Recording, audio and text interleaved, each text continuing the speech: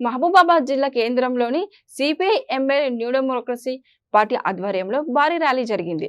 New democracy party జిల్లా కార్యాలయం నుండి ప్రధాన వీధుల గుండా 2000 మంది కార్యకర్తలతో తహసీల్దార్ కార్యాలయం వరకు భారీ ర్యాలీ చేపట్టారు.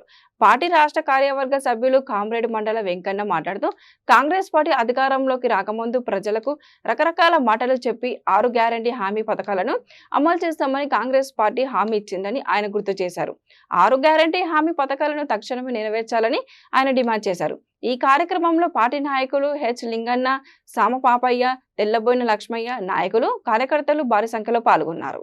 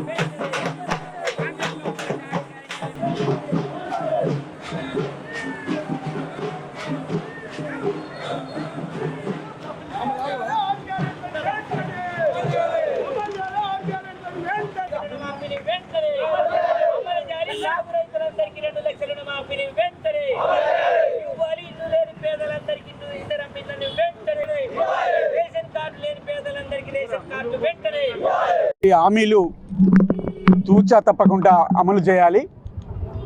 ప్రజలు అడగకముందే అధికారంలోకి రావడానికి రకరకాల హామీలు ఇచ్చి అధికారంలోకి వచ్చారు.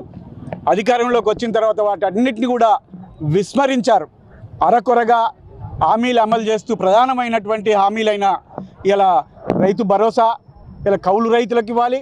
ఇలా కౌలు రైతులు వ్యవసాయ రంగంలో చాలా ఇబ్బందుల పాల్పడుతున్నారు.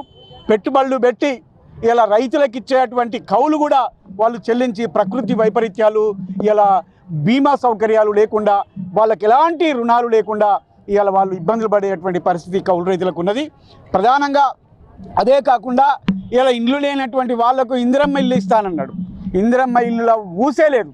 అదే కాకుండా ఇలా బీఆర్ఎస్ గవర్నమెంట్ అధికారంలోకి ఉన్నప్పుడు 58 జీవో 59 జీవోను అమలు చేస్తానని చెప్పి హామీలు ఇచ్చింది. వాటిని బుట్టదాఖలు చేసినటువంటి పరిస్థితి ఉన్నది.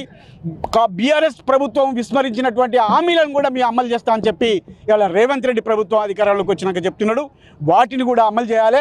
లేకపోతే బీఆర్ఎస్ ప్రభుత్వానికి పట్టినటువంటి గతి కాంగ్రెస్ కూడా పడుతుందని చెప్పి మేము హెచ్చరిస్తున్నాం. ఇలా అధికార కుమ్ములాటలు, ఇలా అధికార దాహం కోసం పాలక వర్గాలన్నీ కూడా పాటుపడుతున్నాయి తప్ప ప్రజల దైనందిన సమస్యలు ఏవి కూడా పట్టించుకునే పాపన పోలేదు అని చెప్పి మేము హెచ్చరిస్తున్నాం.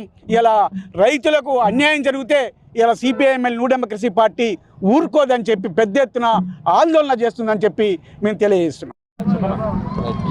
ప్రియమైన ప్రజలారా, కాంగ్రెస్ పార్టీ 10 నెలల క్రితం ఎన్నికల్లో 6 హామీలను ఇచ్చి అధికారంలోకి రావడం అనేటువంటిది జరిగింది. మేము